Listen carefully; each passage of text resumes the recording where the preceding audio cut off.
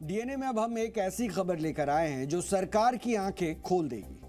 सरकारी व्यवस्थाओं की नाक के नीचे देश में सट्टे का एक ऐसा ऑनलाइन कारोबार चल रहा है जिससे हर साल सरकारी खजाने को 3.5 लाख करोड़ रुपए का नुकसान हो रहा है।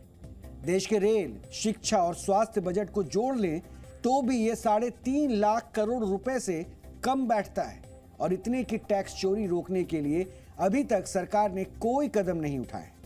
दरअसल सच्चाई ये है कि उन्हें जानकारी ही नहीं है। आप भी ये जानना चाहते होंगे कि ये टैक्स चोरी कहां हो रही है और आखिर क्यों सरकारी तंत्र को इसकी कानों कान खबर तक नहीं है। आप में से कई लोग ऑनलाइन गेम्स खेलते होंगे, मतलब मोबाइल फोन के जरिए तरह तरह के ऐसे गेम्स खेलते होंगे जिसमें आप अपनी पसंदीदा टीमें बनाते होंगे। मैच में आपके चुने खिलाड़ियों के प्रदर्शन के आधार पर आपको पॉइंट्स दिए जाते होंगे और इन्हीं पॉइंट्स के आधार पर आप जीतते या हारते होंगे। लेकिन देश में ऑनलाइन गेम्स के नाम पर सट्टा खिलाने वाली विदेशी कंपनियां चोरी छिपे घुस चुकी है और खेल में सट्टेबाजी करवाने वाली विदेशी कंपनियां वेबसाइट और सोशल मीडिया पर विज्ञापन देकर लोगों से ये बता रही है कि खेल में सट्टेबाजी वैध है, यानी लीगल है और ये गेम ऑफ स्किल है।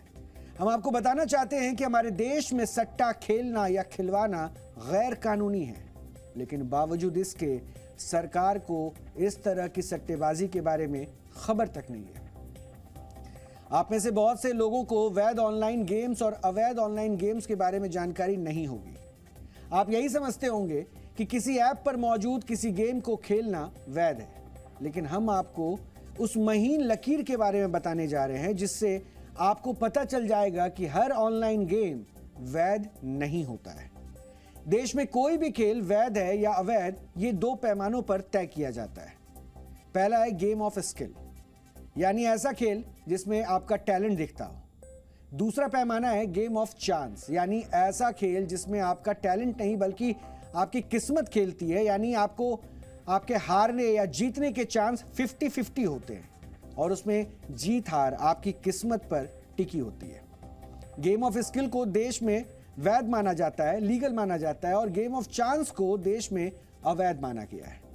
यानी जिस खेल में आपको मेहनत करनी पड़ती है वो खेल वैध है। अब चाहे उसमें आपके दिमाग आपने लगाया हो या फिर फिजिकल मेहनत की हो, ठीक इसी तरह से हर वो खेल अवैध है जिसमें आपने कुछ नहीं किया, बस आपकी किस्मत पर आपकी जीत या हार तय हुई। मोबाइल फोन में आप कई तरह के ऑनलाइन गेम्स खेलते होंगे। इन गेम्स को देश में गेम ऑफ स्किल के तौर पर जाना जाता है, इसलिए ये वैध है, यानी लीगल है। उदाहरण के तौर पर अगर हम वैध ऑनलाइन गेम्स ऐप में क्रिकेट को ही ले लें तो इनमें किसी भी मैच से पहले आप मोबाइल गेम में अपनी एक टीम बनाते हैं। उस टीम में आप जो खिलाड़ी चुनते हैं उसका सारा रिकॉर्ड आपको मालूम होता है। आपको पता होता है कि वो खिलाड़ी फॉर्म में है या नहीं है और इस जानकारी को आपका टैलेंट माना जाता है। और मैच में उतरने से पहले आप मोबाइल गेम के वॉलेट में कुछ रुपए डालते हैं। इन रुपयों की मदद से आप मोबाइल गेम खेलते हैं। अब अगर आपका चुना हुआ खिलाड़ी अच्छा परफॉर्म करता है या आपकी बनाई टीम जीत जाती है तो इस आधार पर आपको पॉइंट्स मिलते हैं और फिर इन पॉइंट्स के आधार पर आपकी जीत या हार तय होती है, जिसमें आपको रैंकिंग के आधार पर रुपए मिलते हैं। इस फॉर्मेट को वैध माना गया है। वजह यह है कि जब आप अपनी समझ का इस्तेमाल करके टीम बनाने की कोशिश करते हैं तो इसे भारतीय कानून गेम ऑफ स्किल कहता है और भारतीय ऑनलाइन गेम्स कंपनियां आपको वैध तरीके से गेम खिलाती हैं। लेकिन देश में कुछ ऐसी विदेशी कंपनियों का जाल फैला हुआ है जो मोबाइल एप्लीकेशन के बहाने ऑनलाइन गेम्स खेलने वालों को सट्टेबाजी करवा रही है। सट्टेबाजी करवाने वाली कंपनियां यूजर्स को ऑनलाइन गेम्स के जरिए फंसाती हैं, फिर उन्हें सट्टेबाजी की तरफ लेकर जाती हैं और ये अपने आप में बहुत गंभीर विषय है। खेलों में सट्टेबाजी करवाने वाली इन विदेशी कंपनियों का प्रचार प्रसार इंटरनेट, स्मार्टफोन और सरकारी तंत्र की दूरदर्शिता की कमी की वजह से तेजी से बढ़ रहा है। उनके नाम भी हम लगातार आपको दिखा रहे हैं। उदाहरण के तौर पर सट्टेबाजी खिलवाने वाली विदेशी कंपनियां क्रिकेट, फुटबॉल जैसे खेल खिलवाने का लालच देती हैं और जैसे ही आप कंपनियों के मोबाइल गेम ऐप पर जाते हैं तो ये मैच खिलवाने के लिए आपसे टीम बनाने या प्लानिंग करने के लिए नहीं कहते, ये आपसे सीधे रुपए मांगते हैं। फिर आपसे लाइव चल रहे मैच की भविष्यवाणी करने के लिए कहते हैं। अगर आपका तुक्का सही साबित हुआ तो आप जीतते हैं नहीं तो आप हार जाते हैं। इस तरह के खेल में आपकी स्किल, टैलेंट या मेहनत नहीं लगती है, बस आपकी किस्मत होती है। आप चांस लेते हैं और अगर चांस सही साबित हुआ तो जीत होती है, नहीं तो आप हार जाते हैं। इस तरह के खेल खिलवाने वाले ऑनलाइन गेम्स को सरकार गेम ऑफ चांस मानती है और यही वजह है कि ये देश में अवैध है। हम आपको ये बताने जा रहे हैं कि कैसे ये विदेशी कंपनियां आपको सट्टेबाजी के जाल में फंसाकर देश को भी चूना लगा रही है। जितनी भी भारतीय कंपनियां आपको ऑनलाइन गेम्स खिलवाती हैं, वो अपनी कमाई में से सरकार को कम से कम 18% जीएसटी देती है। ये टैक्स भारत सरकार के खाते में जाता है। लेकिन जो विदेशी ऑनलाइन गेम्स के नाम पर सट्टा खिलवा रही है, वो किसी भी तरह का टैक्स सरकार को नहीं देती है और ऐसी ज्यादातर कंपनियां उन देशों से ऑपरेट होती है जिन्हें टैक्स हेवन कहा जाता है। सट्टा खिलवाने वाली कंपनियों को मालूम है कि भारत में सट्टेबाजी अवैध है।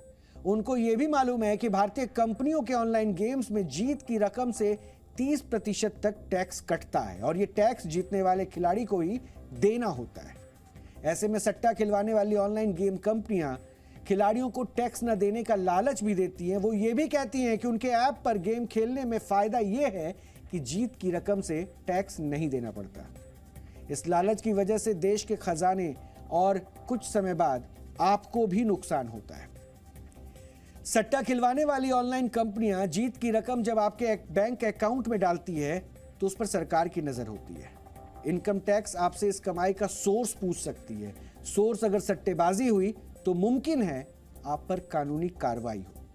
हमारे पास ऑनलाइन सट्टा खिलवाने वाली 24 कंपनियों की एक लिस्ट है जिसको हम लगातार आपको दिखा भी रहे हैं और ये वो कंपनियां हैं जो देश में, ये वो लिस्ट है, ये वो कंपनी है जो देश में ऑनलाइन गेम्स पर लोगों को सट्टा खेलने के लिए प्रेरित कर रही है और ये क्रिकेट, फुटबॉल और टेनिस जैसे खेलों पर सट्टा लगवाती है। ये टैक्स हेवन कंट्रीज से ऑपरेट होती है जिसमें माल्टा है, साइप्रस है और ये वहां से ऑपरेट होती है।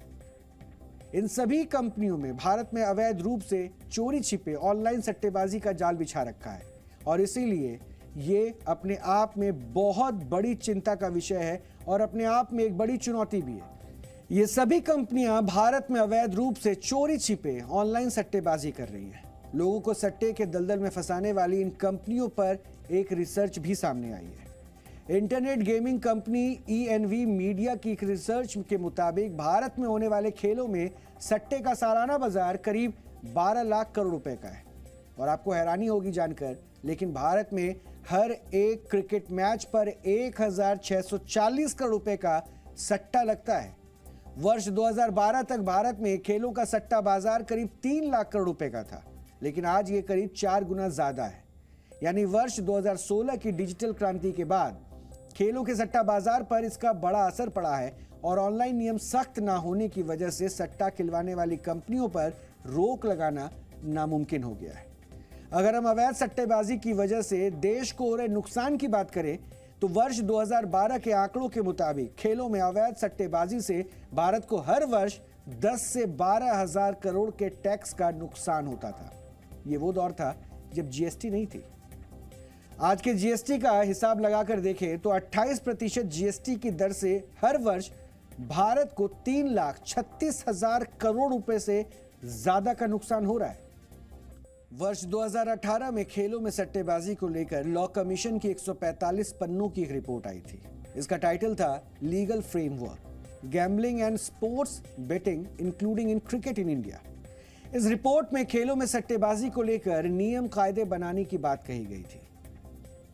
दरअसल इस रिपोर्ट में बताया गया कि भारत में ऑनलाइन सट्टे पर कोई भी केंद्रीय कानून नहीं है और सिर्फ नागालैंड और सिक्किम में ही ऑनलाइन सट्टे पर कानून बना हुआ है।